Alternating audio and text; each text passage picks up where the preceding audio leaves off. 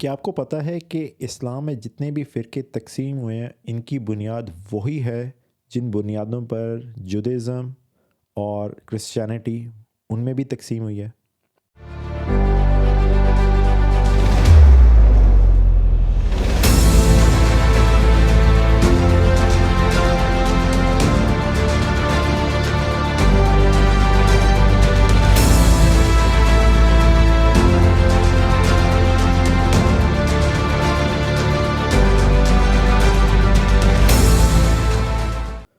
السلام علیکم everyone, welcome to the fourth and final episode of discussing the sects of Islam. اس episode میں ہم لوگ ڈسکس کریں گے کہ اسلام کے جتنے جو فرقے ہیں ان کو جب ہم دیکھتے ہیں تو اس میں سے کیا کوئی ہمیں پیٹرن نظر آتا ہے، اور کیا ہم لوگ کچھ انالیسس کر سکتے ہیں کہ کیا چیز ہمیں اڈاپٹ کرنے کی ضرورت ہے۔ میرا ماننا یہ ہے کہ جتنے بھی فرقے ہیں وہ آج جو ایگزسٹ کرتے ہیں اسلام میں، وہ اس وجہ سے ایگزسٹ نہیں کرتے کہ وہ صحیح ہیں یا غلط، بلکہ وہ اس وجہ سے ایگزسٹ کرتے ہیں کہ انہیں کہیں نہ کہیں حکومتی سرپرستی حاصل تھی، اور اس حکومتی سرپرستی کی وجہ سے وہ اب جو ہیں وہ اتنے بڑے ہو گئے ہیں۔ اور جتنے بھی فرقے اب ڈیڈ ہو چکے ہیں، جو کہ ختم ہو چکے ہیں، وہ اس وجہ سے ہو چکے ہیں کیونکہ ان کی پرسیکیوشن ہوئی ہے، ان کے اوپر ان کو بہت زیادہ ان پہ مظالم ڈھائے گئے۔ اور کیس ان پوائنٹ جو ہے وہ فتحی اسکول آف تھاٹ ہے جو شیعہ ازم میں ہے، یا معتزلہ اسکول آف تھاٹ ہے جو کہ سنیوں میں پایا جاتا تھا، اور اس کے علاوہ بھی بہت زیادہ اسکول آف تھاٹ ہیں جو کہ آہستہ آہستہ ختم ہو گئے ہیں۔ تو اس سلائیڈ میں آپ دیکھ سکتے ہیں کہ میں نے ٹوٹلی سمرائز کر دیا ہے ایپیسوڈ 1، 2 اور 3 کو، کہ جو پہلا اسکزم تھا وہ سکسیشن وارز تھیں کہ جی محمد صلی اللہ علیہ وسلم کا سکسیسر کون ہوگا، تو اس کے مطابق سنی، شیعہ اور محکمہ سامنے آئے، اور شیعوں کے اندر پھر زیدی، اسماعیلی اور 12 شیعہ سامنے آئے۔ اور جو دوسری ہے وہ آئیڈیولوجیکل وار ہے، جس کے مطابق آج کی تاریخ میں جو کہ بڑے فرقے ہیں، اس کے علاوہ بھی چھوٹے فرقے بھی ہیں لیکن ان کو ڈسکس کرنا اس وجہ سے ضروری نہیں ہے کیونکہ وہ امیٹیریل ہو جاتا ہے، وہ انہی کے آگے سب سیکٹس ہیں۔ تو اس میں وہابی ہیں، اہل حدیث ہیں، دیوبندی ہیں اور بریلوی ہیں۔ یہاں پہ تھوڑا سا میں ڈفرینشیٹ کر دوں کہ وہابی اور اہل حدیث کی آپس میں بھی بہت زیادہ الائنمنٹ ہے۔ البتہ جو اہل حدیث ہیں وہ عبد الوہاب کو اپنا لیڈر نہیں مانتے، اہل حدیث مانتے ہیں کہ ہمیں اور کسی لیڈر کی ضرورت نہیں، ہمارے لیے قرآن اور سنت جو ہے وہ کافی ہے۔ آن دا ادر ہینڈ جو وہابی ہیں وہ زیادہ تر کہتے ہیں کہ جو عبد الوہاب نے جو ہمیں انٹرپریٹ کر کے دیا ہے ہم نے اس کو فالو کرنا ہے، نہ کہ کوئی اور بندہ۔ اہل حدیث کا یہ ماننا نہیں ہے، تو اس وجہ سے یہ سلائٹ ڈسٹنکشن ہے۔ آن دا ادر ہینڈ ویسے جو اہل حدیث اور وہابی ہیں وہ ایک دوسرے کے ساتھ بہت زیادہ کوآرڈینیٹ کرتے ہیں۔ دیوبندی اور بریلوی جو ہیں ان کی آپس میں جو الائنمنٹ ہے وہ ان کی آپس میں جو جھگڑا ہے وہ مینلی بیسڈ آن کہ نیچر آف محمد صلی اللہ علیہ وسلم، کہ محمد صلی اللہ علیہ وسلم کی نیچر کیا ہے، کیا وہ نور ہیں، کیا وہ بشر ہیں۔ یہ ایک بہت بڑا مسئلہ ہے جو کہ جس کی وجہ سے ان کے آپس میں اختلاف ہے، حالانکہ دونوں حنفی اسکول آف تھاٹ کو مانتے ہیں۔ تو اب اگر ہم لوگ ان چیزوں کو انڈرسٹینڈ کریں تو ہمیں نظر آتا ہے کہ ایک سکسیشن ہے کہ کون سکسیڈ کرے گا، کوئی اسپیسیفک طبقہ ہونا چاہیے جو کہ سکسیڈ کرے، اور دوسرے نمبر پہ یہ کہ جو آئیڈیولوجیکل ہے کہ کیا ہمیں ٹیکسچولسٹ ہونا چاہیے یا ریشنلسٹ۔ تو اگر میں ایک 2x2 میٹرکس بناؤں جس میں ایکس ایکسس پہ میں یہ لکھوں کہ جو جو جو جو لیڈرشپ ہے وہ ڈی سینٹرلائز ہونی چاہیے، یعنی کہ کوئی بھی آدمی اٹھ کے لیڈر بن سکتا ہے، یا ایک اسپیسیفک طبقہ، ایک اسپیسیفک فیملی سے ہی لیڈرشپ آنی چاہیے مذہب کی۔ اور وائی ایکسس پہ میں رکھوں کہ آپ کو ٹیکسچولسٹ ہونا چاہیے یا آپ کو ریشنلسٹ ہونا چاہیے، یعنی کہ اگر آپ ٹیکسچولسٹ، جو ایکسٹریم ٹیکسچولسٹ جو ہیں وہ اہل حدیث یا تری اسکول آف تھاٹ یا وہابی ہیں، اور جو ایکسٹریم ریشنلسٹ ہیں وہ معتزلہ اسکول آف تھاٹ ہیں جو کہ اب ایگزسٹ نہیں کرتے۔ تو ان کو اگر میں فل کرنے کی کوشش کروں تو وہ آپ کو نظر آتا ہے کہ جو عبادی ہیں، جو دیوبندی ہیں، اہل حدیث اور وہابی، وہ فرسٹ کوارٹرنٹ میں آتے ہیں، یعنی کہ وہ ڈی سینٹرلائز سکسیشن میں بلیو رکھتے ہیں۔ وہ یہ نہیں مانتے کہ ایک اسپیسیفک فیملی سے لیڈرشپ آنی چاہیے، اور وہ strict interpretation of religious scriptures پہ بلیو رکھتے ہیں۔ جو کوارٹرنٹ 2 ہے اس میں آپ کو نظر آتا ہے بریلوی، زیدی اور 12 شیعہ، جو کہ بیسیکلی جو اخبری ہیں۔ تو 12 جو ہے وہ اوبیسلی امامت پہ بلیو رکھتے ہیں، اور وہ اسپیسیفکلی اہل بیت پہ بلیو رکھتے ہیں، تو اس وجہ سے وہ یہاں پہ ہیں۔ زیدیز بھی اگین شیعہ، کیونکہ وہ اسپیسیفکلی بلیو رکھتے ہیں کہ ایک فیملی کے اندر لیڈرشپ ہونی چاہیے، اہل بیت میں ہونی چاہیے۔ اور بریلوی جو ہیں وہ شیعہ سے کے لیے نہیں، لیکن وہ یہ ضرور یہ کہتے ہیں کہ جو بڑے بڑے جو وہ بزرگ آئے ہیں ان کی اولادوں کے اندر سے پھر آپ وہ ہے گدی نشین شروع کرتے ہیں. تو بریلوی ازم جو ہے وہ وہاں سے نکلا ہے. تو وہ ایک specific elite succession of leadership میں بلیو رکھتے ہیں. تو اس وجہ سے بریلوی جو ہے وہ اس خانے میں ہے. آپ جب تھرڈ کوارٹرنٹ میں جاتے ہیں تو آپ کو نظر آتا ہے اسماعیلی. جو اسماعیلی ہیں ان کا ماننا اسٹرکٹ انٹرپریٹیشن نہیں ہے، بلکہ وہ یہ کہتے ہیں کہ جی ہمیں ریزننگ اور لاجک کو دیکھنا ہوتا ہے، اور یہی چیز جو 12 شیعہ میں جو اصولی ہیں وہ مانتے ہیں. اب یہ والا خانہ خالی ہے. البتہ یہاں پہ دو فرقے جو تھے معتزلہ اسپیسیفکلی، جن کی میں پہلے آلریڈی ان ڈیٹیل ڈسکس کر چکا ہوں، اور صوفی. سارے صوفی نہیں، میں نے جس طرح بتایا کہ جو صوفی اسکول آف تھاٹ ہے وہ زیادہ تر تھیولوجی کو ڈسکس کرتا ہے، اور اس کے اندر کچھ لوگ ہیں جن کو ہم نان مسلم بھی بولتے ہیں، لیکن یہ یہاں پہ ایگزسٹ کرتے ہیں. تو یہ ایک، اگر آپ ان کو 2x2 میٹرکس میں فٹ کریں تو یہ اس طرح آتے ہیں. اب پچھلے ایپیسوڈ کے آخر میں نے آپ کو جس طرح بتایا تھا کہ اس کا جب انالیسس کرتے ہیں تو ہمیں نظر آتا ہے کہ اسی طرح کی جو فرقہ بندی ہے یہ باقی جودائزم میں، یہودیوں میں بھی ہوئی ہے اور یہ عیسائیوں میں بھی ہوئی ہے. اگر ہم لوگ عیسائیوں میں دیکھتے ہیں تو آپ کو نظر آتا ہے کہ ان کا جو کیتھولک فرقہ ہے وہ ایگزیکٹلی فیملی آف پریسٹ میں سے، وہاں سے اٹھ کے ایک بندہ نکلتا ہے، وہ پوپ بنتا ہے، اس کے الیکشن ہوتے ہیں ویٹیکن سٹی میں، اور وہ لوگ اسٹرکٹ کہ جی جو پوپ نے جو بولا ہے وہ ہی ہم نے کرنا ہے. تو وہ strict interpretation of religious scriptures میں بلیو رکھتے ہیں. اور دوسرے نمبر پہ آرتھوڈاکس ہیں جو کہ بلیک کلر کے آپ نے دیکھا ہے، ان میں پوپ نہیں ہوتا لیکن وہ پوپ جیسا ہی نظر آتے ہیں. انہوں نے صرف پوپ نے وائٹ کلر کے کپڑے پہنے ہوتے ہیں، اور جو آرتھوڈاکس جو پریسٹ ہوتے ہیں انہوں نے بلیک کلر کے کپڑے پہنے ہوتے ہیں. وہ بھی ایگزیکٹلی انہی کے بلیو رکھتے ہیں. البتہ ان کا جو ماننا ہے وہ وہ جو کیتھولکس ہیں ان سے تھوڑا کم ہے. مانتے وہ بھی ہیں کہ جی اسپیسیفک پریسٹ کے اندر سے آپ نے نکلنا ہے، لیکن ان کی جو انٹرپریٹیشن ہے وہ تھوڑی کم ہلکی ہے. اس وجہ سے میں نے ان کو اس خانے میں ڈالا ہوا ہے. پھر آتے ہیں اینگلیکنز. جو اینگلیکنز ہیں یہ زیادہ تر جو چرچ آف انگلینڈ ہے اس کو کہتے ہیں اینگلیکن چرچ، اور یہ تقریباً 16 سینچری میں بنا تھا. یہاں پہ جو اس کا جو ہیڈ ہوتا ہے اینگلیکن چرچ کا، وہ اسپیسیفکلی ایک بندہ اپوائنٹڈ ہوتا ہے جو کہ انگلش کنگ اپوائنٹ کرتا ہے. تو اگین ایک فیملی جو ہے وہ اس کی اپوائنٹمنٹ کر رہی ہوتی ہے. اس وجہ سے میں نے اس کو اس لیے میں ڈالا ہے.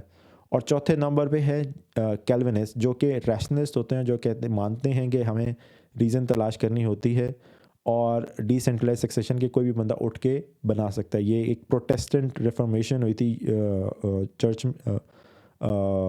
یورپ میں آئی تھی، جس کے بعد انہوں نے کہا تھا کہ یہ جو پوپس ہوتے ہیں، جو پریسٹ ہوتے ہیں، ہمیں ان کی ملاؤں کی بات ماننے کی ضرورت نہیں ہے. ایک عام آدمی جو ہے وہ انڈرسٹینڈنگ رکھ سکتا ہے اپنے ریلیجن کی.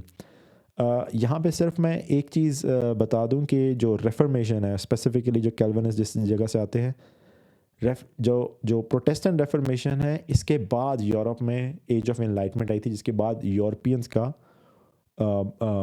بڑھنا شروع ہوئے تھے، اور ان کے اندر جو ہے وہ ایک نیا وگر آیا تھا.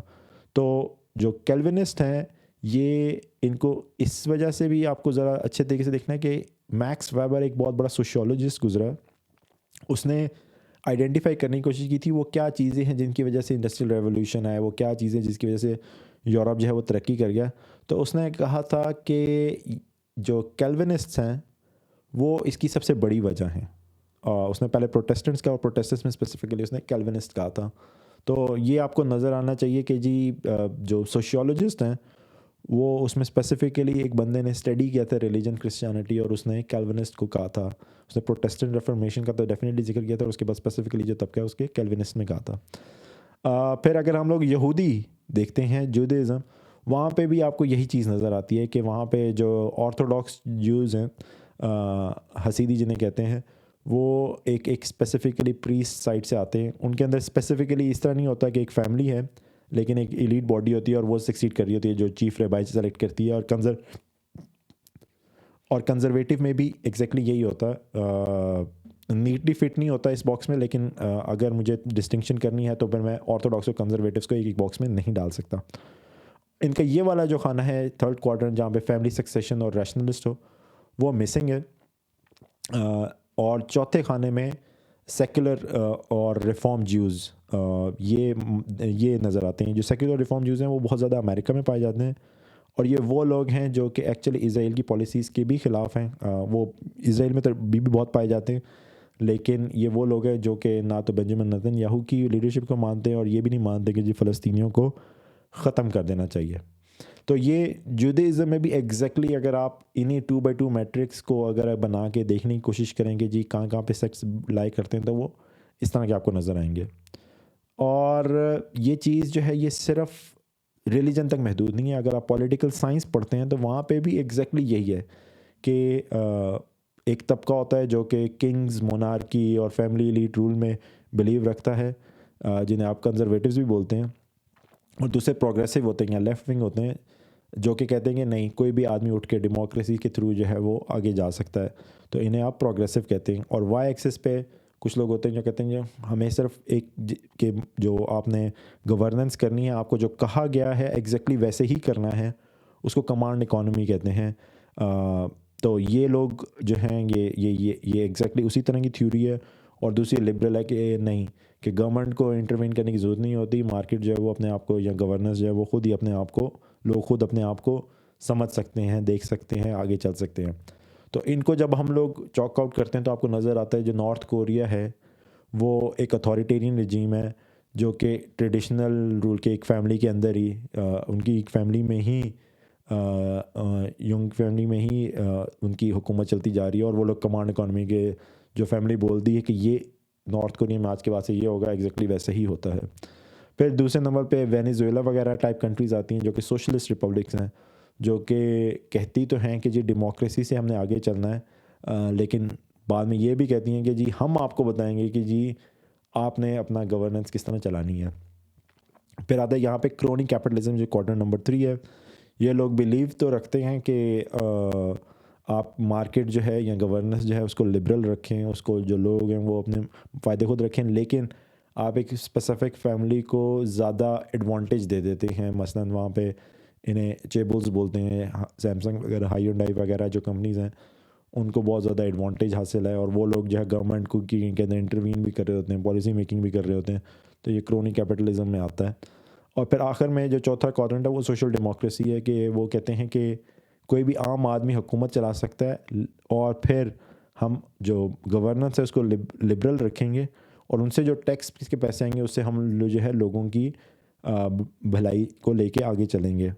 تو یہ جو آئیڈیا میں آپ کو دینے کی کوشش کر رہا ہوں کہ آپ کوئی بھی بلیف سسٹم جو ہے, چاہے وہ اسلام ہے, چاہے وہ یہودیت ہے, چاہے وہ عیسائیت ہے, چاہے وہ پولیٹیکل سائنس ہے, کوئی بھی بلیف سسٹم ہے, اس کو آپ اس کو 2x2 میٹرکس میں آپ فٹ کریں تو آپ اس کو جو ہے نا نیٹلی, کبھی کبھار نیٹلی نہیں بھی ہوگا, آپ دیکھ سکتے ہیں کہ کون کہاں پہ لائی کرتا ہے اور اس کی کیا انڈرسٹینڈنگ ہے. اب ان چاروں کو مجھے بتانے کا مقصد یہ تھا کہ آپ جب اس سلائڈ کو دیکھتے ہیں تو آپ کو نظر آتا ہے کہ دیر از این اوور لیپ, کہ ایک طبقہ جو ہے ہمیشہ جو ہے وہ ترقی کر رہا ہے, اور وہ آپ کو نظر آتا ہے کہ انہوں نے آپ کو جو ہے نا وہ پروگریسو ہے. مثلاً اگر آپ پولیٹیکل سائنس تھیوری میں جاتے ہیں, آپ دیکھتے ہیں کہ جو سوشل ڈیموکریٹک کنٹریز ہیں جیسے ڈینمارک وغیرہ ہیں, یہ دنیا کی ہر جو سوشو اکنامک انڈیکس ہے اس میں ہمیشہ سب سے آگے ہوتے ہیں. سیم ناروے, سویڈن وغیرہ, نیوزی لینڈ وغیرہ, یہ سب سوشل ڈیموکریٹک کنٹریز ہیں, اور یہ لوگ بلیو رکھتے ہیں کہ جو گورننس ہے وہ لبرل ہونی چاہیے, اور ایک عام آدمی کو اختیار ہونا چاہیے کہ وہ لیڈرشپ لے سکے. پھر آپ جب یہودیت کی دیکھتے ہیں تو آپ کو نظر آتا ہے کہ سیکولر ریفارم جیوز جو ہیں ایکچولی یہ وہ لوگ ہیں جنہوں نے یہودیوں کو آگے لے کے چلے ہیں. ایون جو تھیوڈر ہرزل تھا جس نے زائنس کی بنیاد رکھی, وہ بھی ایک سیکولر جیو تھا. اس کا مطلب یہ نہیں ہے کہ وہ لوگ غلط ہوتے ہیں. جو سیکولر ریفارم جو ہیں یہ وہی لوگ ہیں جو ایکچولی ابھی اسرائیل کے خلاف بھی کھڑے ہوئے ہیں. انہوں نے ووٹ بنجامن نتن یاہو کو نہیں ڈالے تھے, اور وہ کنٹینیوسلی اس کی مخالفت کرتے رہتے ہیں. پھر کیلونس, میں نے جس طرح بتایا کہ میکس ویبر نے جو اپنی کتاب لکھی ہے اس میں اس نے بتایا ہے کہ جو انڈسٹریل ریولیوشن یا یورپ کا جو عروج آیا وہ اس وجہ سے نہیں آیا کہ وہاں پہ اور کوئی وجہ. اس نے کہا کہ کیلونسٹ ایسا طبقہ تھا جو کہ پروٹیسٹنٹ ریفارمیشن کے اندر سے نکلا, اور انہوں نے بنیاد رکھی جو بہت زیادہ بلیو رکھتے تھے کچھ اسپیسیفک نظریات پہ, جس کی وجہ سے عیسائیت آگے نکلی. انہوں نے ملا کی ہیجیمنی توڑی اور وہ آگے گئے. اور آخر میں آتے ہیں مسلمان. یہ جو یہاں پہ لکھا ہوا ہے, یہاں پہ آپ دیکھیں گے مسلمانوں کا کوئی بھی طبقہ اس باکس میں فٹ نہیں آتا. جو آتا تھا وہ معتزلہ تھا, جو کہ میں نے آپ کو پہلے دکھا بھی دیے, اور معتزلہ کا ہم لوگوں نے اپنی ہاتھوں سے گلا گھونٹا ہے 12ویں صدی میں. اور یہ وہ لوگ تھے جو کہ ریزننگ میں بلیو رکھتے تھے. ان کا ہر سوال ان کا کیوں سے شروع ہوتا تھا. تو ایک بہت بڑا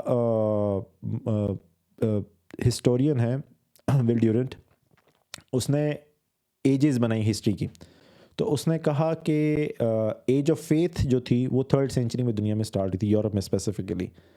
اور ایج آف فیتھ جو ہے وہ 16 سینچری میں ختم ہوگی, اور 16 سینچری میں ایج آف ریزن سٹارٹ ہوگی, جس میں آپ لوگوں نے سوال کرنا شروع کر دیے, جہاں پہ گیلیلیو جیسے بندے اٹھے اور انہوں نے کہا کہ یہ جو چرچ, کیتھولک چرچ جو ہمیں پوپ بولتا ہے کہ ارتھ جو ہے وہ کھڑا رہتا ہے اور جو سورج ہے وہ اس کے ارد گھومتی, یہ غلط کہتا ہے. اور آپ نے ملا جو ٹریڈیشنل آرتھوڈاکسی تھی اس کو چیلنج کرنا شروع کر دیا. تو یہ 16 سینچری میں شروع ہوئی. اب آپ یہ سوچیں کہ ایج آف ریزن جو کہ یورپ میں 16 سینچری میں شروع ہوئی, مسلمانوں میں وہ 8th سینچری میں شروع ہوئی, ان سے 800 سال پہلے. اور انہوں نے, یہ جو معتزلہ تھے, یہ جو اسکول آف ریزننگ والے تھے, انہوں نے ہی دارالحکمہ بنایا, انہوں نے ہی بعد میں مسلمانوں کا گولڈن ایج ٹریگر کیا. اور یہ وہی لوگ تھے جو کہ ہر سوال کا جواب پوچھتے تھے. یہ لوگ جو کنگز تھے, جو خلیفہ تھے, ان کے سامنے بھی آ کے کھڑے ہو جاتے تھے اور ان سے پوچھتے تھے کہ یہ جو آپ ہمیں بتا رہے ہیں کیوں بتا رہے ہیں, اس کی وجہ کیا بتا رہے ہیں. اور زیادہ تر جو مسلمانوں کے سائنٹسٹ, فلاسفرز, فزیشینز نکلے, یہ سارے اسی زمانے میں نکلے جس زمانے میں معتزلہ جو ہیں وہ فیمس تھے. یہ دارالحکمہ کے اندر سے نکلے, اور اس کے بعد پھر جب یہ دارالحکمہ کا ماڈل ایجپٹ میں کاپی ہوا, اسپین میں کاپی ہوا, ایگزیکٹلی وہی نکلے. اور ہم لوگوں نے کیا کیا کہ آہستہ آہستہ یہ جو کیوں والے تھے, یہ جو طبقہ کیوں تھا, ان کو آہستہ آہستہ ہم لوگوں نے ختم کر دیا. اس میں ابن رشد کی سٹوری بڑی فیمس ہے, ابن عربی کے میں نے آپ کو پہلے سے آلریڈی بتا دیا ہے, پھر خوارزمی, یہ جتنے بھی بڑے بڑے جو نام آئے ہیں ان کو ہم لوگ فزکس, کیمسٹری, بایولوجی کے پہلے چیپٹر میں مسلمانوں سائنٹسٹ کے بارے میں پڑھا تو دیتے ہیں, لیکن ان کا اینڈ کبھی نہیں پڑھایا جاتا ہمیں, کیونکہ ان سب کا جو اینڈ ہے وہ بہت برا ہوا ہے. کیونکہ یہ لوگ سب بلیو رکھتے تھے کہ جی یہ سب کچھ جو ہم کر رہے ہیں کیوں کر رہے ہیں. تو یہ ہم سب مسلمانوں کو سوچنے کی ضرورت ہے کہ ہمارا جو گولڈن ایرا تھا وہ کس نے شروع کیا اور کب شروع کیا. اور یورپ جب آگے بڑھا تو وہ ایج آف ریزن میں شروع ہوا, اور یہ وہی ایج آف ریزن تھی جو کہ ہم نے 800 سال پہلے شروع کی تھی, اور اس کے بعد ہم نے ایج آف ریزن کا گلا گھونٹ دیا, اور اب ہم ایج آف فیتھ میں ہیں.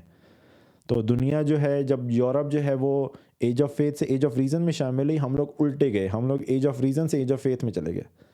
تو یہ چیز جو ہے یہ ہمیں سمجھنے کی ضرورت ہے. میں I'll end this series on the note کہ میں نے آپ کو بڑی تلخ حقائق بتائے. پہلا تلخ حقائق میں نے یہ بتایا کہ 683 اور 692 میں کس طرح مکہ پہ حملے ہوئے اور مسلمان نہیں اٹھے. ہم لوگ مانتے ہیں کہ جو ہماری جو پہلی 3 جنریشن صحابی, تابعین اور تابع تابعین, ہمیں ان کے رول ماڈل کو کاپی کرنا ہے, لیکن یہ تینوں جنریشن جب خانہ کعبہ پہ اٹیک ہو رہا تھا تو یہ زندہ تھیں اور انہوں نے نہیں روکا. تو ان کی کیا وجوہات تھیں؟ یہ میں نے پہلا تلخ سوال پوچھا تھا. دوسرا تلخ سوال کہ ہم جو سمجھتے ہیں کہ آج کے جو میرے بلیف سسٹم ہیں یا جو فرقہ جس کو میں مانتا ہوں یہ بالکل صحیح ہے. ہسٹری ہمیں بتاتی ہے کہ آج اسلام میں, اور بلکہ یہ بات آپ بعد میں کرسچینٹی اور جودازم میں بھی دیکھیں گے کہ یہ سارے بلیف سسٹمز وہ ہیں جہاں انہیں اسٹیٹ پیٹرنیج ملی. یہ میں نے آپ کو 12 شیعہ کے تھرو بتایا ہے, میں نے زیدیز کے تھرو بتایا, یہ میں نے وہابیوں کے تھرو بتایا, یہ میں نے آپ کو بریلوی کے تھرو بھی بتایا, اور یہ سب ہسٹوریکل ایویڈنسز ہیں جو کہ ہمیں دیکھنے کی ضرورت ہے. ادھر میں نے آپ کو اس طرح حقائق کے ساتھ چھوڑ کے جا رہا ہوں کہ شاید ہم لوگ جس طرح اسلام کو دیکھتے ہیں شاید وہ نظریہ ہی غلط ہے, اور وہ نظریہ اس وقت تک قائم رہے گا جب تک ہم لوگ ریفرمیشن, جس طرح یورپین نے ریفرمیشن کی تھی, ملا کی طاقت نہیں توڑی تھی, جب تک انہوں نے کیوں ایج آف ریزن نہیں شروع کی تھی, شاید ہم لوگ بھی جو کہ ہم لوگوں کے جو گولڈن ایرا تھی جہاں پہ ہم لوگ ایج آف ریزن میں چلے گئے تھے 8th سینچری میں معتزلہ کے تھرو, شاید ہمیں وہ لانے کی ضرورت ہے, نہ کہ کوئی اور چیز کرنے کی ہمیں ضرورت ہے. On that note, I will end this episode 4. I hope you like this series. Let me know what your comments are. اگر آپ لوگوں میں سے کسی کا دل دکھا ہے جو میں نے بات کی ہے تو unfortunately the truth bombs are there. ایک اچھی کتاب، ایک ہسٹری کی کتاب آپ پڑھیں تو یہ سب وہ چیزیں ہیں جو کہ آپ کو نظر آتی ہیں.